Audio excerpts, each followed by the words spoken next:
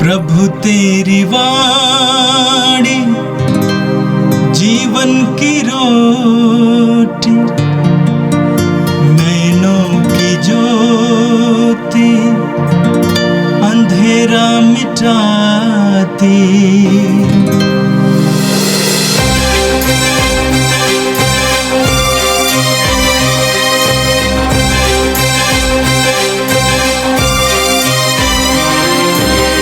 प्रभु तेरी वाणी जीवन की रोटी, नैनों की ज्योति अंधेरा मिटाती।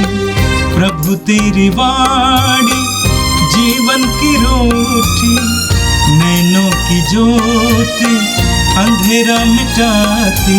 वाणी वाणी वाणी वाणी वाणी पवित्र है, शाश्वत है, जीवन का मन्ना है।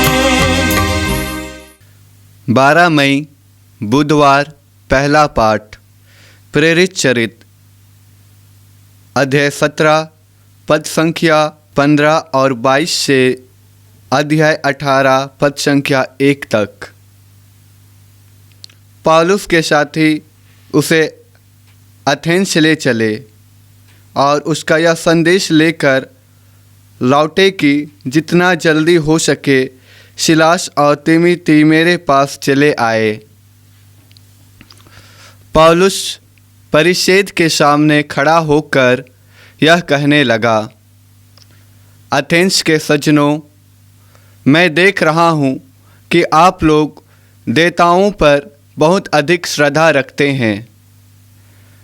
आपके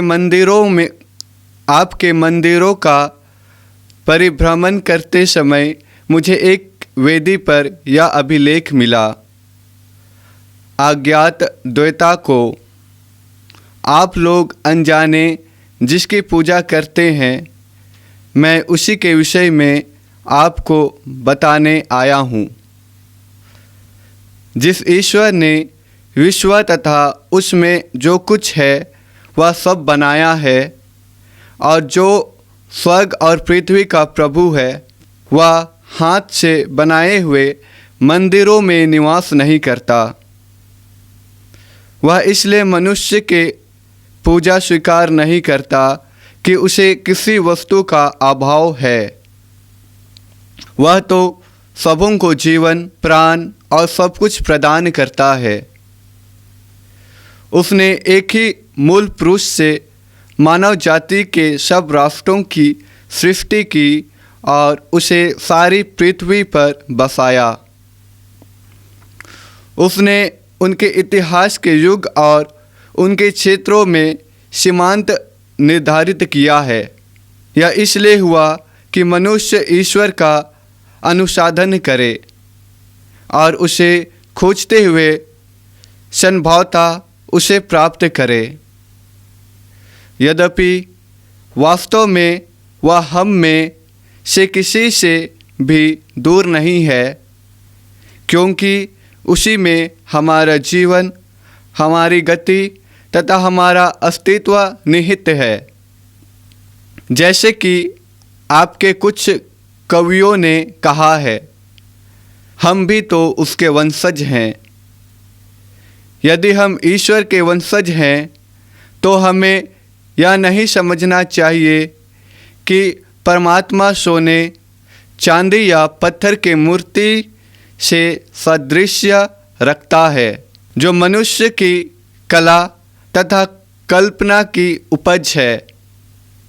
ईश्वर ने अज्ञान के युगों का लेख लेना नहीं चाहा, परंतु अब उसकी आज्ञा यह है कि सर्वत्र सभी मनुष्य पश्चाताप करें, क्योंकि उसने वह दिन निश्चित किया है जिसमें वह एक पूर्व निर्धारित व्यक्ति द्वारा समस्त संसार का न्यायपूर्वक विचार करेगा। ईश्वर ने उस व्यक्ति को मृतकों में से पुनर्जीवित कर सबों को अपने इस निश्चय का प्रमाण दिया है। मृतकों के पुनरुत्थान की चर्चा सुनते ही कुछ लोग उपहास करने लगे और कुछ लोगों ने यह कहा, इस विषय पर हम फिर कभी आपकी बातें सुनेंगे। इसलिए पौलुस उन्हें छोड़कर चला गया। फिर भी कई व्यक्ति उनके साथ हो लिए और विश्वासी बन गए, जैसे परिषद का सदस्य दियोनीसियुस, दमरेस नामक महिला और अन्य लोग भी। इसके बाद पौलुस एथेंस छोड़कर कुरिन्थ आया। यह प्रभु की वाणी है।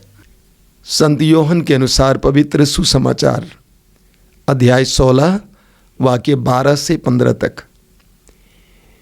यीशु ने अपने शिष्यों से ये कहा, मुझे तुम लोगों से बहुत कुछ कहना है, परंतु अभी तुम वह नहीं सह सकते। जब वो सत्य का आत्मा आएगा तो वह तुम्हें पूर्ण सत्य तक ले जाएगा, क्योंकि वह अपनी ओर से नहीं कहेगा, बल्कि उसने जो सुना है वही कहेगा और तुम्हें आने वाली बातों के विषय में बताएगा। वह मुझे महिमान्वित करेगा, क्योंकि उसे मेरी ओर से जो मिला है वह तुम्हें वही बताएगा। जो कुछ पिता का है वह मेरा है, इसलिए मैंने कहा कि उसे मेरी ओर से जो मिला है वह तुम्हें वही बताएगा। ये प्रभु का दिव्य सुसमाचार है। ख्रिस्त प्रभु की जय। मेरे प्रिय भाई और बहनों, हम सभी एक तरह के संकट के काल से गुजर रहे हैं और मैं प्रभु को धन्यवाद देता हूं कि आप प्रभु के सानिध्य, प्रभु की उपस्थिति, प्रार्थना और पवित्र वचन के द्वारा पवित्र आत्मा की सांत्वना पा रहे हैं। आज का पहला पाठ प्रेरित चरित्र से लिया गया था। संत पौलुस के सुसमाचार की यात्रा के बारे में इन दिनों हम सुन रहे हैं। अलग अलग शहरों में संत पौलुस सुसमाचार की घोषणा करते हैं और उसका परिणाम क्या है ये भी हम सुन रहे हैं। आज के पहले पाठ में हमने देखा कि संत पौलुस एथेंस पहुंच जाते हैं। एथेंस यूनान के सबसे महत्वपूर्ण प्रांत और राजधानी था। एथेंस दार्शनिकों का नगर था। विश्वविख्यात दार्शनिक सुकरात एथेंस के थे, इसलिए पूरा शहर दार्शनिकों से भरा हुआ था और लोगों का विचार भी दार्शनिक विचार था। ऐसी जगह पर संत पौलुस पहुंच जाते हैं। सबसे पहले संत पौलुस एथेंस के सभागृहों में जाकर यहूदियों को शिक्षा देते थे। इसके साथ साथ पौलुस ने गैर यहूदियों को भी शिक्षा दी। पौलुस ने देखा कि गैर यहूदियों के मंदिरों में बहुत सारी मूर्तियां थीं। हालांकि वचन में लिखा हुआ है कि वो काफ़ी क्षुब्ध थे, क्रोधित थे, लेकिन वह अपने क्रोध को छिपाते हैं क्योंकि वो जानते थे कि वे अज्ञान थे। रोमियों के पत्र के अध्याय 10 उसके वाक्य 14 में संत पौलुस कहते हैं, कैसे लोग प्रभु यीशु पर विश्वास करें अगर उन्हें सुसमाचार सुनाया गया नहीं तो। इसलिए पौलुस अपने उस क्रोध को छिपाते हैं और बड़े प्रेम के साथ सुसमाचार की घोषणा करते हैं। आज के पाठ में आपने सुना कि कैसे बड़े प्रेम के साथ पौलुस एथेंस के लोगों को संबोधित करते हैं और उनसे कहते हैं कि मैंने आपके मंदिरों में एक वेदी देखा जो अज्ञात देवता के लिए समर्पित है और मैं उस देवता के बारे में आपको सुना रहा हूँ। और प्रभु यीशु का सुसमाचार वो सुनाने लगते हैं। 2-3 बातें जो हमारे लिए महत्वपूर्ण हैं मैं उठाना चाहता हूँ। संत पौलुस कहते हैं, जिस ईश्वर ने विश्व तथा उसमें जो कुछ है वह सब बनाया है और जो स्वर्ग और पृथ्वी का प्रभु है वह हाथ से बनाए हुए मंदिरों में निवास नहीं करता। और सुंदर बात है, क्योंकि वहाँ मंदिरों पर जोर दिया जाता था। पौलुस कहते हैं वह ईश्वर जो सब कुछ का दाता है, स्वर्ग में विराजमान है, वो मनुष्य के बनाए हुए मंदिरों में निवास नहीं करता है। आगे पौलुस कहेंगे कि वह सर्वत्र हैं। लिखा हुआ है उसी में हमारा जीवन है, हमारी गति तथा हमारा अस्तित्व निहित है। पौलुस कहते हैं कि हम उस ईश्वर में निवास करते हैं। वो सर्वत्र है, मंदिर में भी हैं, लेकिन वो सर्वत्र हैं। हम विश्वासियों के सत्य को जानना ज़रूरी है। कभी कभी हम विश्वासी मसीह ये सोचते हैं कि प्रभु का निवास मंदिर में ही है, यानी गिरजाघर में ही है। बिल्कुल नहीं। हमें पौलुस की इस बात को ग्रहण करना है और ये अनुभव करना है कि प्रतिदिन हर स्थान पर प्रभु का निवास है, हर जगह पर प्रभु का निवास है। उत्पत्ति ग्रंथ के अध्याय 28 में हम पढ़ेंगे कि याकूब को एक दिव्य दर्शन होता है और वो नींद से जाग उठता है और कहता है कि प्रभु यहाँ पर निवास करते हैं, ये मुझे नहीं मालूम था। प्रभु का निवास सर्वत्र है, सिर्फ गिरजाघर में नहीं है, सिर्फ प्रार्थना भवन में नहीं है, प्रभु का निवास सर्वत्र है। दूसरी बात पौलुस हमें ये समझाते हैं कि यदि हम ईश्वर के वंशज हैं तो हमें ये नहीं समझना चाहिए कि परमात्मा सोने, चांदी या पत्थर की मूर्ति के सादृश्य रखता है। वो तो मनुष्य की कला है और कल्पना की उपज है। पौलुस कहते हैं कि ये सोचना कि परमात्मा ईश्वर उस मूर्ति में जो प्रकट किया गया है उसी तरह है, ये गलत हो जाएगा। वो मात्र मनुष्य की कला है, वो मिट्टी है, वो सीमेंट है, वो कोई धातु है, वो ईश्वर नहीं है। कभी कभी कलीसिया में लोग पूछते हैं, स्वामी जी हमारे घर पे प्रभु की प्रतिमा रखी गई है, माँ मरियम की प्रतिमा रखी गई है, क्या ये मूर्ति पूजा है? मैं उनको स्पष्ट समझाता हूँ, देखिए उसको हम मूर्ति नहीं कहते हैं, ना ही हम उसकी पूजा करते हैं, ना ही हम उसकी पूजा करनी चाहिए। वो मात्र एक प्रतिमा है, एक प्रतिमा जो प्रभु की उपस्थिति की हमें याद दिलाती है। वो मिट्टी हो सकती है, वो सीमेंट हो सकती है, उसमें प्रभु नहीं है। इसलिए ये सोचना कि उसमें प्रभु है, उसकी आराधना करना, उसका नमन करना, उसकी पूजा करना गलत हो जाएगा। इन सारी चीज़ों को अब रख सकते हैं, लेकिन जैसा कि पौलुस कहते हैं हमें समझना चाहिए कि वह ईश्वर नहीं है, प्रतिमा मात्र है। यीशु की प्रतिमा, माँ मरियम की प्रतिमा मात्र है। आगे पौलुस कहते हैं ईश्वर क्या चाहता है? ईश्वर चाहता है कि सर्वत्र सभी मनुष्य पश्चाताप करें। प्रभु यही चाहते हैं। पौलुस कहते हैं इन सारी चीज़ों की आराधना करने के बजाय ईश्वर चाहता है कि सभी मनुष्य सर्वत्र पश्चाताप करे, क्योंकि उसने वह दिन निश्चित किया है जिसमें वो एक पूर्व निर्धारित व्यक्ति द्वारा समस्त संसार का न्यायपूर्वक विचार करेगा। ईश्वर ने उस व्यक्ति को मृतकों में से पुनर्जीवित कर सबको अपने इस निश्चय का प्रमाण दिया है। पौलुस कहते हैं जो सबसे आवश्यक है वो यह है कि हम बुराई के मार्ग को त्याग दें, पश्चाताप करें और ऐसा जीवन जिएं कि हम ये सोचें कि हमारा विचार होगा, यानी हमारा न्याय होगा। जब संत पौलुस प्रभु यीशु के पुनरुत्थान के बारे में बोलने लगे तो लोगों में काफ़ी खलबली मच गई, क्योंकि अधिकतर लोग पुनरुत्थान पर विश्वास नहीं करते थे और इसीलिए वे खड़े हो गए। उन्होंने पौलुस से कहा, रुक जाइए, शांत हो जाइए, आपको हम फिर बाद में सुनेंगे। लोग छितरा गए, उठ के चले गए। लेकिन उनमें से भी कुछ लोग निकले जिनका नाम भी दिया गया, आज आपने सुना। उन्होंने पौलुस की शिक्षा को स्वीकार किया और उन्होंने यीशु मसीह पर विश्वास किया। और आज के सुसमाचार में प्रभु यीशु हमें पवित्र आत्मा के बारे में शिक्षा देते हैं। देखिए यूहन्ना के सुसमाचार के अध्याय 14 उसके वाक्य 16 में प्रभु ने कहा है कि मैं पिता से प्रार्थना करूंगा और वह तुम्हें एक दूसरा सहायक प्रदान करेगा जो सदा तुम्हारे साथ रहेगा। पवित्र आत्मा को हमारे लिए सहायक के रूप में दिया गया है। पवित्र आत्मा ये दूसरा सहायक है। पहला सहायक कौन है? प्रभु यीशु। पहले सहायक ने क्या किया? हमारे पापों के लिए प्रायश्चित किया। और दूसरा सहायक क्या करता है? हमें शुद्ध करता, पवित्र करता है और यीशु की तरह बनाता है।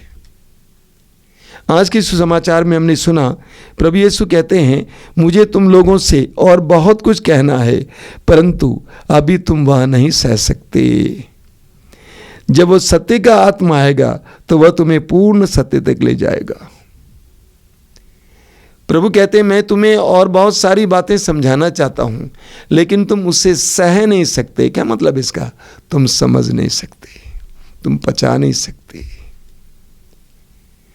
ईश्वरीय बातों को समझने के लिए हमें पवित्र आत्मा के प्रकाश की आवश्यकता होती है।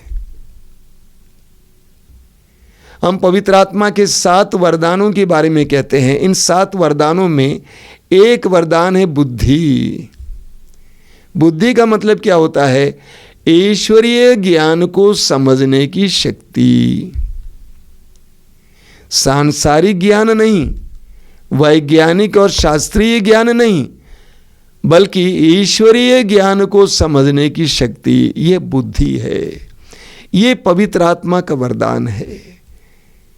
इसलिए जो सांसारिक रूप से बुद्धिमान है, वैज्ञानिक ज्ञान रखने वाले हैं, वे ईश्वरीय बातों को समझ पाएंगे कोई ज़रूरी नहीं है। उसके लिए एक दूसरे वरदान, एक दूसरी शक्ति की आवश्यकता है, बुद्धि, जो पवित्र आत्मा का वरदान है। दूसरा वरदान है ज्ञान। ज्ञान का अर्थ क्या है? ईश्वर को व्यक्तिगत रूप से अनुभवी स्तर पर जानना।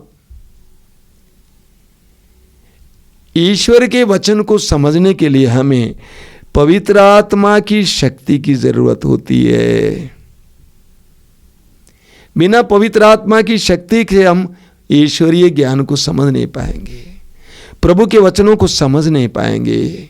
बहुत सारे भाई बहन मुझसे कहते हैं, पहले हम प्रभु के वचनों को समझ नहीं पाते थे, लेकिन आज जब लगातार प्रभु के वचनों को सुनने लगे और प्रार्थना करने लगे, तो हम प्रभु के वचनों को समझ पाते हैं और ऐसा लगता है मानो प्रभु हमसे सीधे बात कर रहे हैं। इसके लिए हमें पवित्र आत्मा की ज़रूरत होती है, पवित्र आत्मा की शक्ति की ज़रूरत होती है। प्रभु यीशु कहते हैं, पवित्र आत्मा तुम्हें वो सब बातें समझाएगा जो मैंने कहा है। मेरे प्रिय भाई और बहनों, मसीही जीवन जीने के लिए, एक विश्वासी का जीवन जीने के लिए, प्रभु के आदेशों को समझने के लिए, प्रभु के पवित्र वचनों को समझने के लिए, उसके मर्म को समझने के लिए, आंतरिक रूप से समझने के लिए, प्रभु का अनुसरण और अनुकरण करने के लिए हमें पवित्र आत्मा की शक्ति की आवश्यकता होती है। हमें पवित्र आत्मा के प्रकाश की आवश्यकता होती है। इन दिनों हम विशेष रूप से प्रभु से प्रार्थना करें। अब अगले सप्ताह से हम लोग पवित्र आत्मा के आदर में नोवेना भी करने जा रहे हैं। इन दिनों हम विशेष रूप से प्रभु से प्रार्थना करें कि हे पवित्र आत्मा, आ मेरी बुद्धि को प्रकाशित कर, मेरे मन को प्रकाशित कर, मेरे हृदय को उत्साह से भर दे। आइए हम प्रार्थना करें। प्रभु यीशु, धन्यवाद देते हैं सुंदर समय के लिए, तेरे सानिध्य के लिए धन्यवाद देते हैं। तूने आज के वचनों के द्वारा हमें समझाया है कि पवित्र आत्मा के बिना हम कुछ नहीं कर सकते, कुछ नहीं समझ सकते। हम कई बातों को इसलिए समझ नहीं पाते हैं, सह नहीं पाते हैं, अपना नहीं पाते हैं, क्योंकि हमें पवित्र आत्मा का प्रकाश प्राप्त नहीं है। हमें वो प्रकाश दीजिए यीशु, वो प्रकाश जिसने पेतरुस को, उस मछुए को बदल डाला, पौलुस को बदल डाला, सशक्त सुसमाचार की घोषक बनाया। हमें वो प्रकाश दीजिए। ए प्रभु यीशु, इन वचनों को सुनने वाले मेरे भाई बहनों को आशीर्वाद देना। आज के दिन विशेष रूप से पवित्र आत्मा की उपस्थिति प्रदान करना। हर स्थान पर, हर कार्य में वे पवित्र आत्मा की उपस्थिति महसूस कर सकें, उनको आशीष मिले। जहाँ भी वे हाथ लगाएं, उनको आशीर्वाद मिले। Bless them Lord, bless them.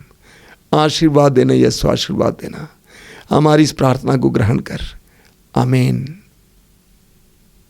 प्रभु तेरी वाणी जीवन की रोटी, नैनों की ज्योति अंधेरा मिटाती। वाणी वाणी वाणी वाणी